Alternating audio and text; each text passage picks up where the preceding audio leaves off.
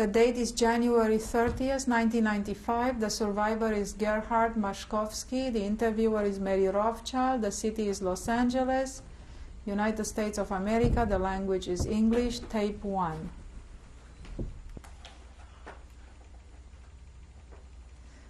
Please tell us your name. Gerhard Maschkowski. Your name before the war, your date of birth, the place of your birth, and describe the family life before the war. Well, Gerhard Maschkowski until 1939.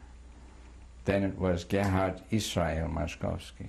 I was born in Elbing, it's East Germany, on May 19th, 1925, to a German Jewish family. My father was blinded in the First World War. He was fighting for the Germans. In fact, he was blinded on Christmas Day, Christmas Eve, 1916, pulling guard for his German colleagues so that they could enjoy the Christmas celebration.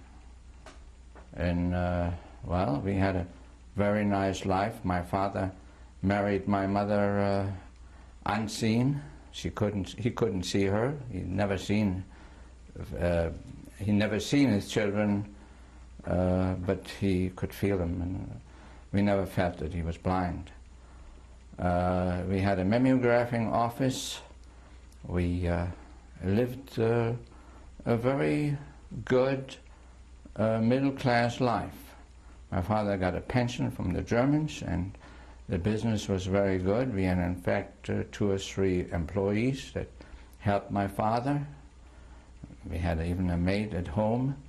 But in '33, all this has changed because of Hitler came to power. We lived in a small town, so everybody knows each other. It started in school.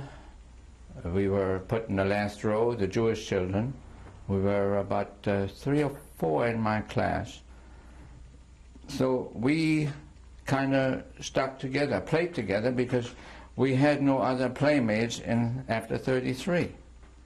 Gerhard, did you have any siblings? Yes, I have a brother who's 3 years older, 3.5 years older. Were you close? No. No, not really. Well, he was older, and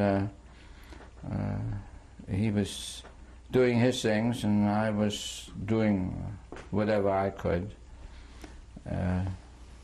When Hitler came to power, I was 8, and he was already 11, 12, so shortly before his bar mitzvah, and he, you know, the age difference makes a lot, especially in those days. He was had a little girlfriend and so on, but what do I know about that? And, you know, if he was supposed to take me, I was always the fifth wheel on the wagon, you know. So there was a little friction in that. Well, I was 8 years old when Hitler came to power. I was in elementary school until I was 10. And then I went to middle school. You see, in Germany, boys and girls didn't go together to school. So it was strictly a boys' school until 10, and then you could go on, or you can go to middle school. My parents figured, well, if they take us, or take me, I should go to middle school. And until the Crystal Night, I went to that school. I didn't dare going back. In fact, if I remember correct, I only went 2 years to that middle school, and then I had to go back into the regular school because the middle school didn't want me anymore, because I was Jewish. I didn't need that higher education, let's say. So I went back to that school, and when we were somewhat aware of the Crystal Night. My father had just a little showcase on our house, and that was bashed in. smashed to smithereens. But otherwise, all we knew is from our friends that lived in the middle of town. They said they broke in their shop, they had a leather goods shop. And all the department stores were in Jewish hands. Some of the two big ones, they were smashed and plundered. And could my father come down and help them? Because they lived over their leather goods shop. We were very good friends. And the man the Gestapo already took, he was at the Gestapo in that little town we lived. And his wife was she was completely lost. So I remember I think I went with my father because I was already home crying naturally because I was kicked out of school. And it was just utter chaos. And the synagogue was in flames. That was the worst. In fact, I was bar mitzvah in May that year. What year was that? 1938. Mm-hmm. And my talis and my, the things, my tefillin I had home, my talis and the prayer book, you get one when you become bar mitzvah, was in the synagogue. It all went. In fact, I think my mother stitched on the cover of the talis, Mogen David and all that good stuff. So that was gone. And I couldn't go on the street after that. I mean, I did sometimes, but it wasn't pleasant because we were always hollered at, verfluchter Jude and solche Sachen. You understand that? What does that mean? Goddamn Jew. That was a mild word. They did use other languages. And naturally, they restricted our buying. It was just not a very good life there. But my father couldn't move anywhere else because as a blind man, you got to be familiar with your surroundings. And it was his own house, his house. And he wouldn't want to leave it and go, for instance, to Berlin. In Berlin it was easier for the Jews to live because, you dissipate there. You're not watched as much. Well, that was home until 39. 39, my parents decided they'd have to send me away because that kind of life was just impossible for me. I mean, I suppose, I don't remember, but I suppose I was pretty unruly too. I mean, how else, I was devastated more or less. And then I went to this school. It was supposed to be a school for my age. I was 13 at the time, still 13, and they call it Gartenbauschule. It's a agricultural school. I have never been interested in agriculture. I had to do something mechanical, always with my hands. And there they had one little class for mechanic. They call it fine mechanic, for real fine work as a mechanic, filing metal and so on. But then they put us to work. Manual work. I still had to go into the agriculture till the ground by hand, not with the horse or with a plow, by hand, with a spade, and moving furniture. And do manual work. I was 14. And after that, there was a group of Zionists that gathered people to go to Hachshara. I don't know whether you ever heard that word. Hachshara is a Hebrew word, but it means preparation for Palestine. Israel wasn't heard of at that time. And I joined that because I was a member of Maccabi Hatzair, a Zionist group, even in Elbing at home. And I liked that. That was, we were all young people, and we were then sent to a Jewish-owned farm. We had 50 acres, and we were about 45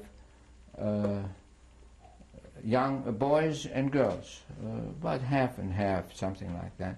All Jewish boys and girls in my age. We were then, 14, 15, 15. 16 was already too old for us.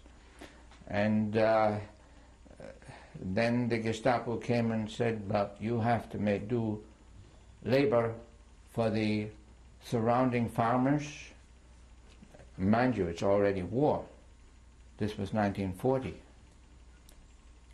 The war started in 39. I've seen the first English plane being shot down. They were dropping leaflets on the first day of the war, and they shot them down right over our place. He didn't come down in our place, but we found leaflets, and we couldn't pick them up. The Gestapo was right there and then with their guns, so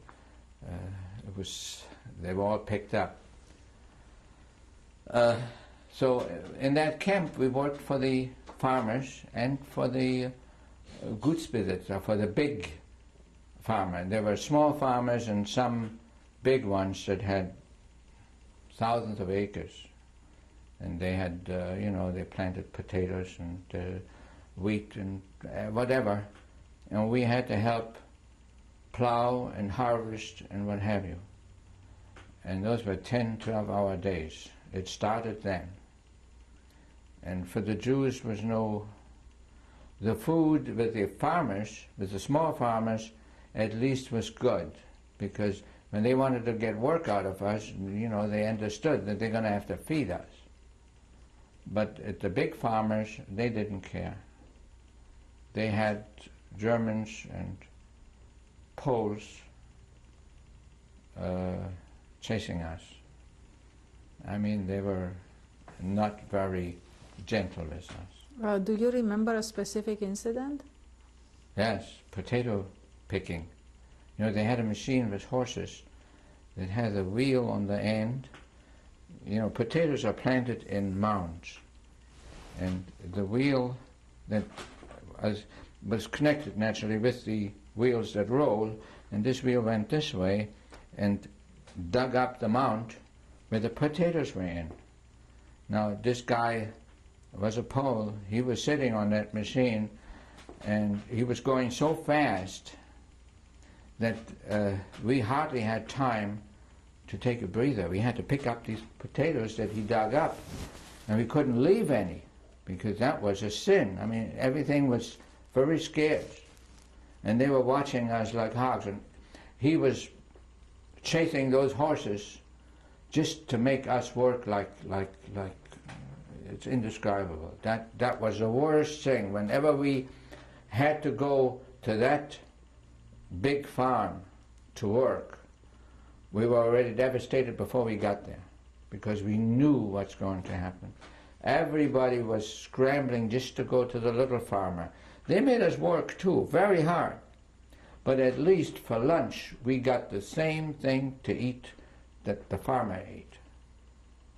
And unfortunately, food was just about the only thing we were thinking about. Because when you're hungry, that's all you have in your mind. And we were hungry since 39. It was rationed, and since 39 we were always hungry. You're young, you want to eat, and we wanted to eat good, like at home. So that was, we stayed there until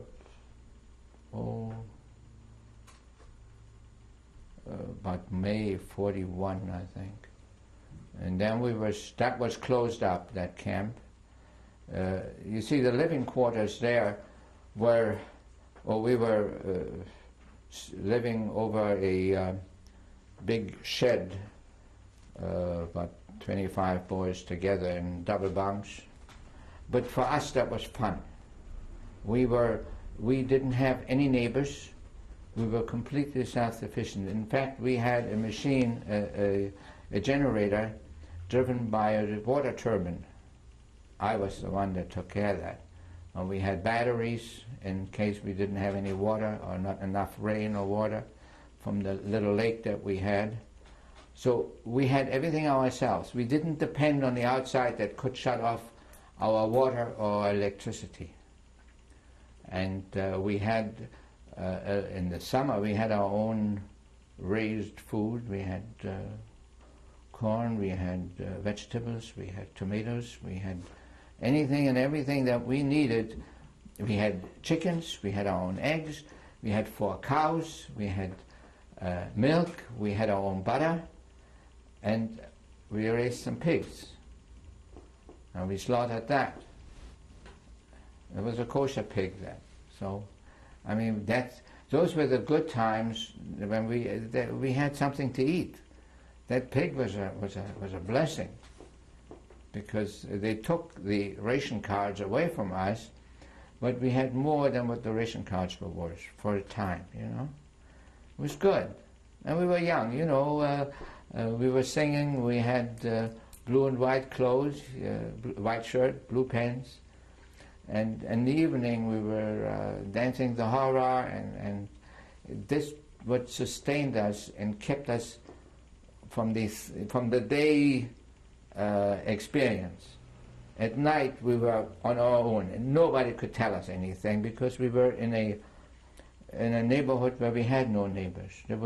I think the next farmhouse was a few kilometers away from us. That was one of the better experiences in that little camp that we were in.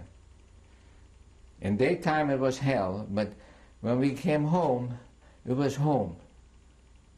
I had a girlfriend, and you know, it was nice.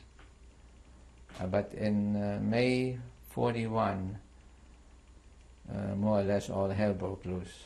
We were put into another camp, which was still civilian clothes, but there we had to slave labor really for I happened to work for the city park department. What was the name of the camp, Gerhard? Fürstenwalde. The camp was Neuendorf. Now, number one, there were also older people there, up to 35. Remember, we were only 15, 16. 35-year-olds were old people for us. So they were already there, and they more or less tried to govern us, which they weren't too successful. And we lived in barracks, wooden barracks, also double bunks. Double bunks. And the familiarity, because all of a sudden we were only 40, 50, all of a sudden we were hundreds. So they were all strangers again, and it got mingled up, and it was just. Plus we had a German SS that lived in the main house, which was a schloss, a castle-like. Not a castle, but little, what do you call them?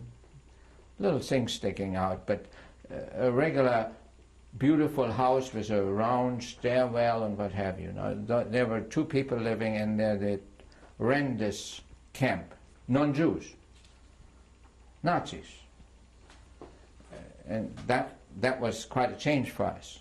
At least in the camp before, we were by ourselves. We had non-Jews weren't in our camp. They didn't control us immediately. So it was terrible already. Food was very bad, and we couldn't organize anything. We couldn't take anything. What year was it? 41. How old were you? 16. Mhm. I was born 25, 16. And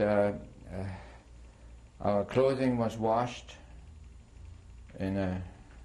My mother put the name on everything that I had, so most of it I always got back because our own girls and boys did the laundry.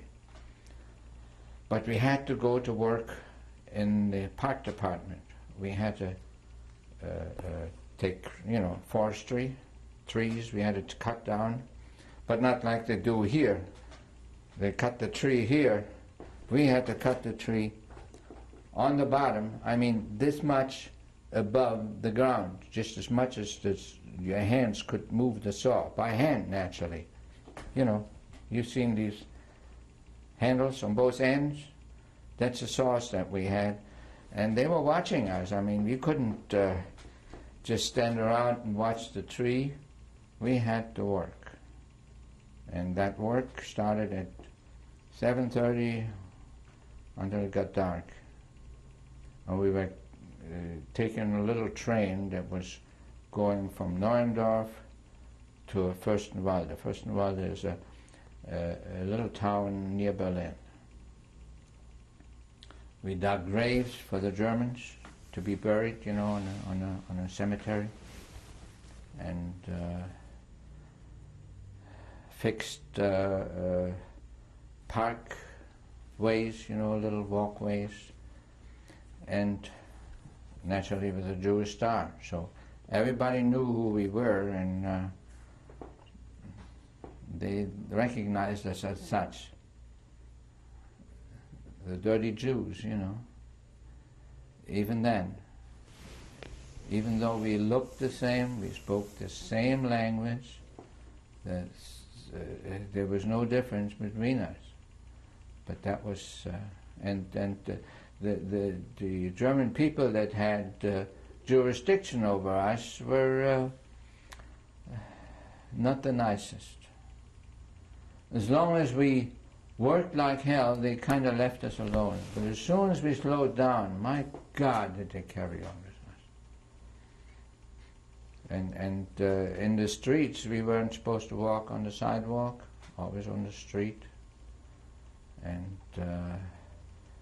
since we wore that Jewish star, everybody knew who we were. And it's sometimes we took a little something and covered it up, but it was dangerous. You're not supposed to do that. Especially when I went, sometimes I had a chance to go to Berlin. I had aunts and uncles in Berlin.